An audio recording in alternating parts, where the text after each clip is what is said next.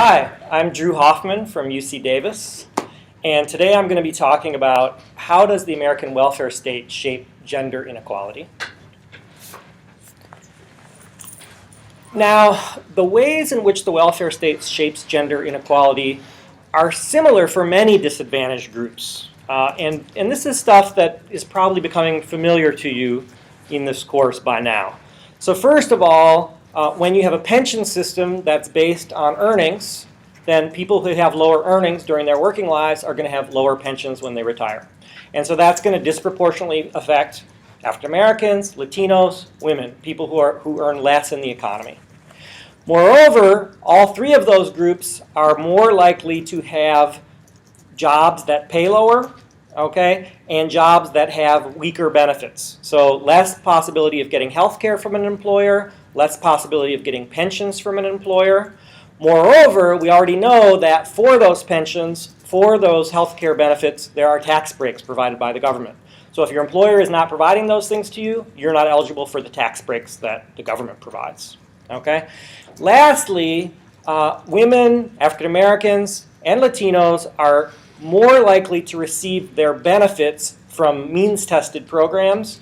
A means-tested program is a program that is based on being below a certain income rather than a program that goes to everybody or most everybody. Okay?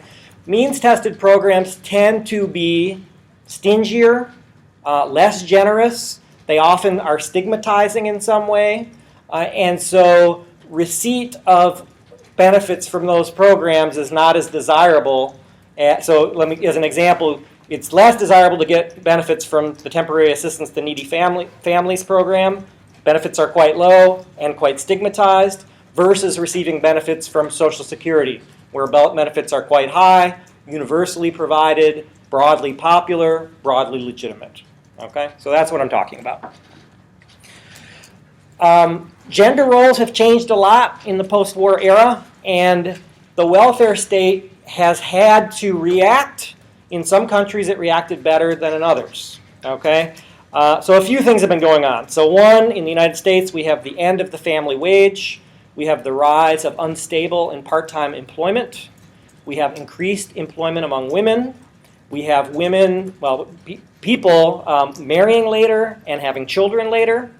There's more divorce, more out-of-wedlock births, thus more single-parent families. There's also with women's labor force participation has come this notion of the mommy tax, and this is in the Gornick reading. The notion that when women take breaks from their career for child rearing or childbirth, this hurts them in their career. Sometimes they participate in part-time employment in order to do child rearing. They may make occupational choices that make it easier to raise children, such as being a teacher or something like that, where you have summers off and you get home from school early.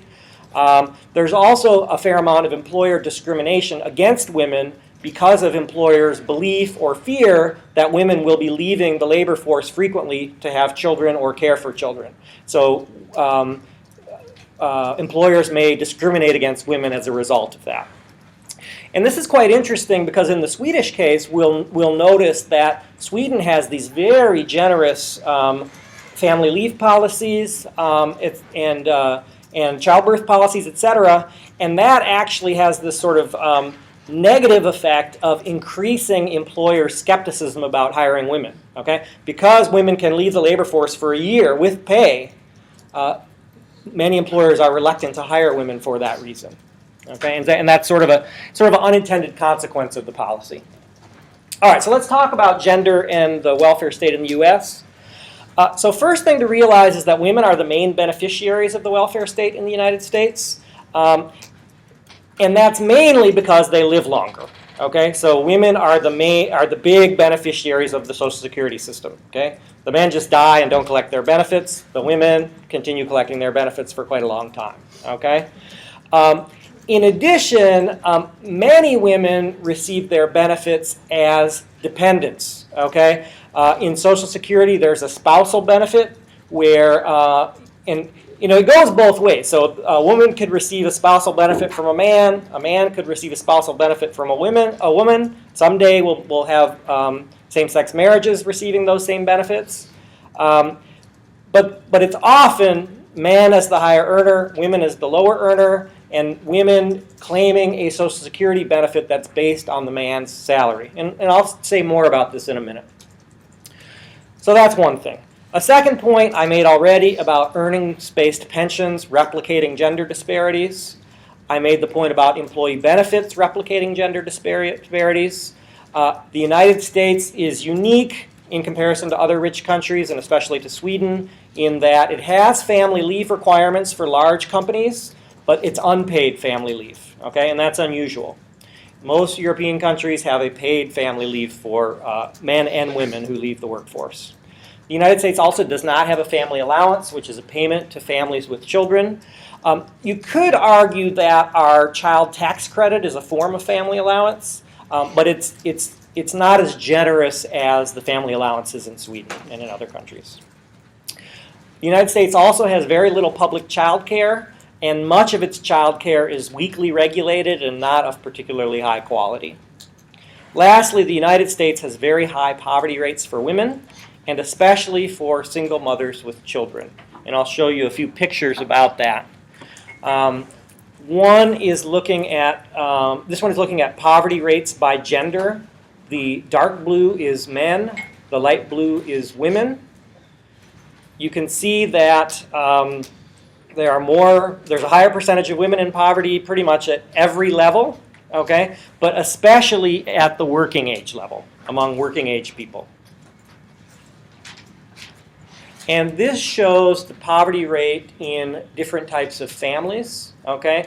Families with a married couple have a poverty rate of 6%. Families with a single father have a poverty rate of 16%. Families with a single mother have a huge poverty rate of 31%. I mean, that's extremely high. All right, so I want to talk about this Social Security example that I talked about earlier. And so there's a way in which the spousal benefit in the Social Security system advantages sort of traditional breadwinner model families over families that have two earners, okay? And the example I'll give you here, so let's imagine we have two families that both earn $50,000 a year, okay? In the first family, it's a single earner family. And it could go either way, but we're gonna do it the traditional way here. We're gonna say the husband is the main breadwinner. We're gonna say that the wife is at home taking care of children, okay? Unpaid home labor. So that's the single earner family. In our readings, this was called the breadwinner model. Okay, this is a traditional model of the working husband, the stay-at-home wife. Okay, then we have the dual earner family, where the husband's making $25,000 a year, the wife is making $25,000 per year. Okay, so both families have a household income of $50,000. Okay, what I'm going to show you now is that the Social Security system gives more money to the single earner family, the breadwinner model family, than it does to the other family. Okay, and I'll explain why. So first, let's look at the single earner family. So this is once they retire. Okay, so now they retire. The husband has a pension of about $22,000. I just estimated what his pension would be based on his salary of $50,000. Okay. In addition, the wife, as his spouse, okay, she didn't work, so she didn't qualify for Social Security. Okay, but she qualifies for Social Security as his spouse. Okay, and she receives half of his benefit. Okay, so he gets $22,000. His wife gets $11,000. Okay, their total earnings under Social Security is $33,000 per year. Okay, now we go to the dual earner family. The husband, based on his income of $25,000 a year, receives a pension of $12,000. The wife, based on her income of $12,000 a year, her income of $25,000 a year, gets a $12,000 pension, and their combined pension is $24,000. Okay, so you can see that the single earner family is making out quite a bit better at retirement. Okay. Now, in this dual earner family, the wife could claim a spousal benefit if she wanted, or the husband could claim a spousal benefit, but it wouldn't do them any good because it's no better than the one that they're getting based on their work, right? So there would be no reason to do that. Now, let's look at after the husband dies, okay? In the single earner family, the wife would get her husband's pension. So he had an income of $50,000, he receives a pension of $22,000. So she receives his full pension as a spousal benefit. Okay? In the dual earner family, the wife can either get her own pension based on her work of $12,000, or she could take her husband's pension, which is also $12,000. Okay? But not both. Okay? So in that family, after the husband dies, in the single earner family, the wife will be making $22,000 a year. The wife in the dual earner family will be making $12,000 per year. Okay? So it's unequal. Okay? And it advantages, traditional breadwinner families. All right, so now I want to talk about gender-related welfare state policies in Sweden. Many of these we've encountered in the course before, but not all, and it's worth going over them again. So one is this notion that because pensions, or at least a big part of pensions, are given universally, meaning that everyone gets the same pension, then the pensions are not based on earnings during the lifetime. Okay? In addition, people get those universal pensions just because they're a resident of Sweden, not because they worked a certain amount or because their spouse worked a certain amount. So you do not have women in Sweden. Women in Sweden are getting their pensions as the result of their own residence, their own citizenship, not as the result of their relationship to a spouse. Okay? It's sort of a different way of making a claim. Okay? And this is true for men as well, obviously. So men are receiving their benefit because they are citizens or residents, not because their wife worked and they did not. Okay? There's pretty strong tax relief for working parents and especially for single ones. As I've mentioned, there's a national child allowance. There's very high child support. And moreover, in the American case, if one of the parents does not pay their child support, the other parent, often the woman, goes without child support, okay, until she can track the person down or sue them or whatever. In the Swedish case, if there's a deadbeat dad, the government pays for the child support, or a deadbeat mom. Okay, I don't want to be. So I'm being totally sexist in the way I describe all this, but of course you understand that it could go either way. Okay. So in Sweden, the state is paying for those benefits until such time as they can find the person who owes them. Okay. As we read in the article, there's paid pregnancy leave and parental leave. And in recent years, Sweden has mandated that the man take some portion of that leave. Okay? And it's an attempt to try to get men to take a stronger role in child rearing in Sweden. Initially, when they did it, a lot of the men just went elk hunting, okay, during that leave. Okay? But things are changing, and roles are changing in Sweden, and people are arguing that it's had an effect. Okay, you can also have a 6-hour workday if you're a worker, if you're a parent. I'm sorry, but it's mainly mothers who take this. A parent that stays home with a child can have their job protected until the child is school age. Okay, so you could leave the labor force and then come back 6 years later and say, okay, I'm ready to take my job back. Okay? I mean, that's astonishing. Okay? There are paid days if your child is sick. There are also paid days if you need to go to a school conference for your child. There's inexpensive and high-quality childcare in preschool. Very strong poverty reduction. And I'll show you a picture that compares poverty reduction in different countries. You can see that Sweden starts out, if Sweden didn't have a welfare state, it would have a poverty rate of 26.7%. But because of all of its various programs, family allowances, child care provision, et cetera, it reduces the special aid to single mothers with children. They reduce the poverty rate to 5.3% of the population. So it's just a very strong poverty reduction by their welfare state. If we compare it to the United States, down here near the bottom, the United States has a very similar poverty rate without the welfare state. So in Sweden it would be 26.7%. In the United States, it would be 26.3%. So the market is producing similar levels of poverty in both of these capitalist economies. Okay? The difference is that the United States does not spend the money to end this poverty in the way that Sweden does. Okay?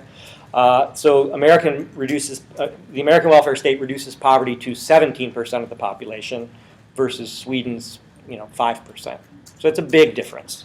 And this is a difference, as we've mentioned, the poor are disproportionately women with children. This has a tremendous impact in terms of gender.